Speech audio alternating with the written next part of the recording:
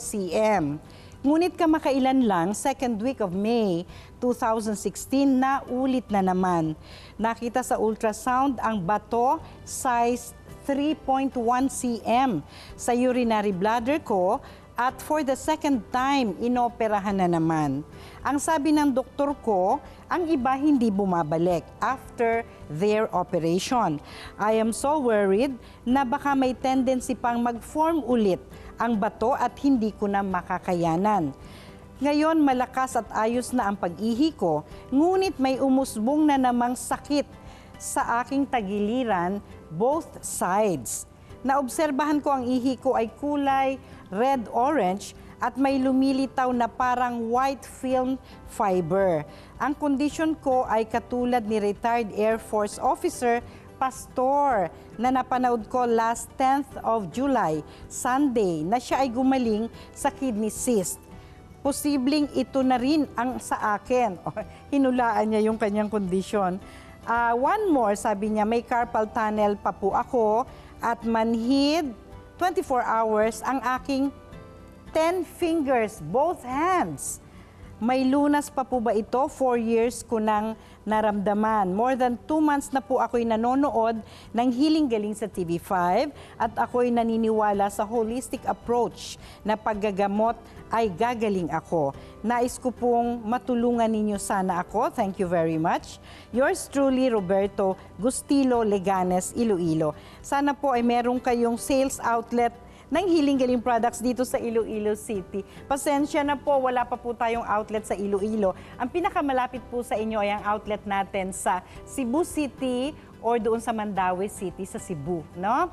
Pero dito po sa inyong katanungan, gawin po kaya natin, Mang Roberto, na holistic ang approach sa paggagamutan. Kung mapapansin po ninyo, paulit-ulit po ang pagtubo ng mga bato. At dahil dito ay nababahala na po kayo. Hindi po kumpletong solusyon ang operasyon. Kailangan po ay holistic ang approach. Maari po kasi, Mang Roberto, na mahilig pa rin kayo sa mga pagkaing maaalat. Kaya patuloy na tumutubo ang mga bato, no?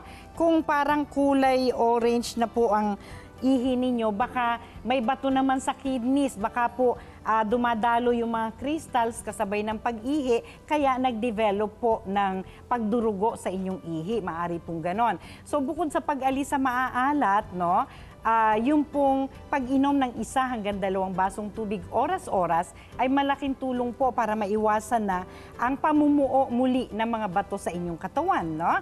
At dun po sa pag-ihi, dapat po ay hindi tayo nagpipigil sa pag-ihi. Once maramdaman po natin ang call of nature, antimano ay tutugunan po natin ito. Dahil habang tumatagal po, no, ang mga yung sodium sa inyong katawan, namumuo po ito habang pinipigil nyo yung pag-ihi.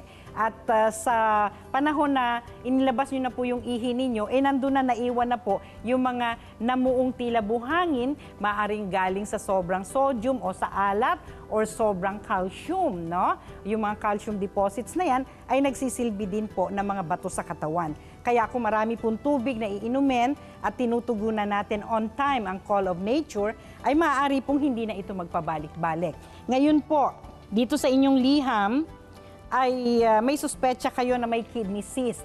Whether yan po ay kidney cyst na nabuo sa inyong bato or kidney stones, ang atin pa rin po sa Healing Galing Way gamutan, ang atin pa rin pong pangtanggal sa cyst at sa mga bato ay herbal calcutab, no? Pwede nyo pong isangguni sa ating mga naturopathic practitioners sa Cebu at tutulungan po kayo, pati sa hydrating diet, tuturuan po kayo at ang ilang pang mga kailangan ninyong ayusin para sa inyong kondisyon. Marami pong salamat, Mang Roberto, no? Sa inyong liham. Ang isa pa pong liham natin ay mula naman sa Santo Niño po ito, Plaridel, Bulacan, na isinulat ni Manuel Valdez.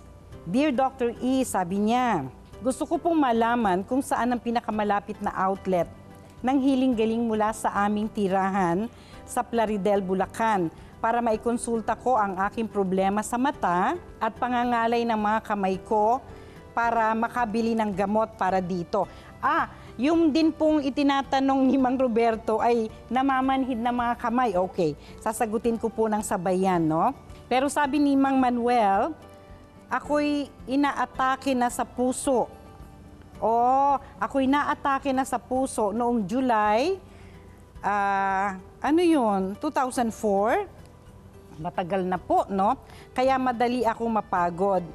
Magse-70 years old na po ako itong darating na September. Manuel Valdez ang pangalan ko, gumagalang. All right. At bukod po doon sa arimunding-munding na ehersisyo sa kamay, pwede po ninyong i-massage ng Healing Galing Oil 3 to 4 times a day ang kamay. Ganun din yung isa nating letter sender na si Mang Roberto para sa pamamanhid ng kamay, no? Balutin po ninyo ng mainit na face towel. At pagkatapos po, magkasabay na maghahaplusan sa bawat isa yung mga palad. Haplo sa palad, haplo sa likod ng palad, tapos sa dulo po ng mga daliri, no? Paganyan po, tapos hilot na naman, tapos itataping nyo po ang bawat isang kamay na yan. Madalas nyo pong gawin at mawawala po yung pamamanhid dahil ang paghahaplos po ng Healing Galing Oil ay nag-i-induce ng sirkulasyon sa bahaging apektado. Lalo na po kung sasabayan pa ng pag-inom ng herbal vitamins B1, B6, B12. At dito po sa sinasabi ninyong kondisyon sa puso, Mang Manuel, no, ng Plaridel, Bulacan. Isang gunin niyo po ito sa pinakamalapit na outlet ng Healing Galing sa inyong lugar. Diyan po sa Baliwag, Bulacan. Malapit po ito sa inyo. At kung mapapansin po ninyo, may crawler po tayo dito sa ating programa para isa-isa po ay malaman ninyo ang mga contact numbers ng mga outlets, legitimate outlets po ng Healing Galing. At nandyan po ang mga legitimate na naturopathic practitioners na otorisado ng Healing Galing na magbigay ng regular free consultations.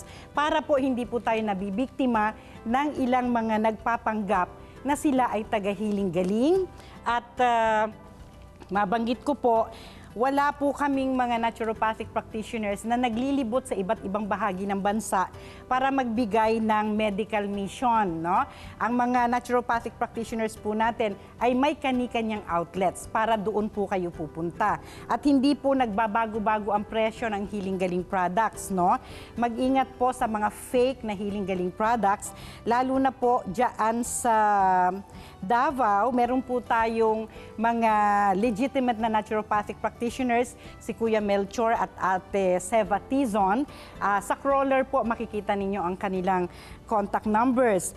Hindi po in any way related sa Healing Galing ang grupo ni Josephine Pasage diyan sa Tigato, Buhangin, Davao City. Ang grupo po ni Josephine Pasage ay nag-put up ng kanilang Healing Galing Facebook na hindi po otorisado ng Healing Galing. Ito po ay pinangalanan nila na PHP Healing Galing Natural Treatment. Ang address po nila ay sa Madraso Compound, Ponciano Street sa Davao City na hindi naman po namin makita kung nag-i-exist.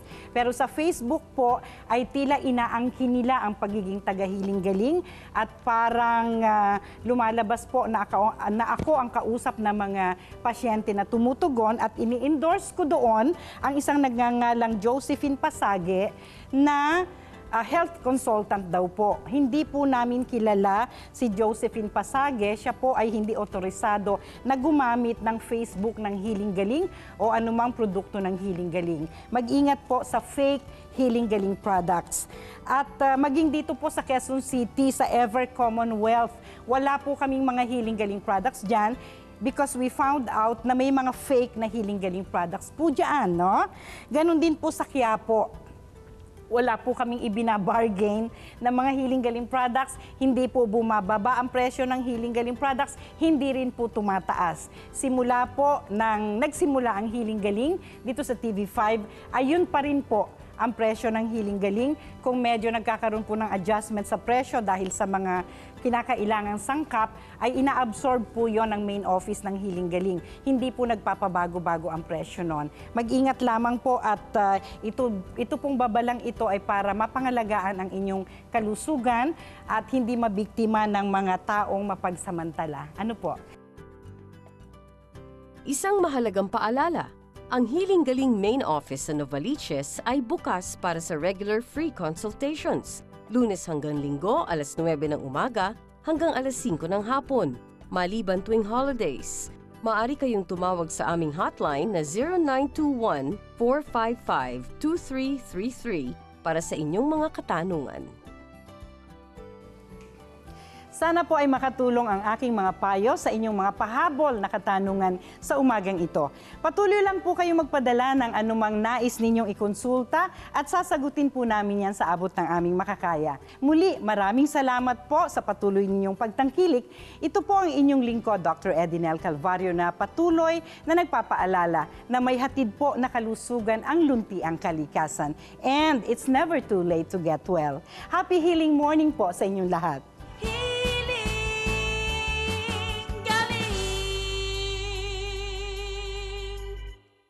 Isang mahalagang paalala, simula August 7, 14 at 21, pansamantalang hindi mapapanood ang Hiling Galing bilang pagbibigay daan sa gaganaping Rio 2016 Olympics na mapapanood dito sa TV5. Antabayanan ang muli naming pagbabalik sa August 28, Linggo, alas 7 hanggang alas 8 ng umaga, dito sa TV5.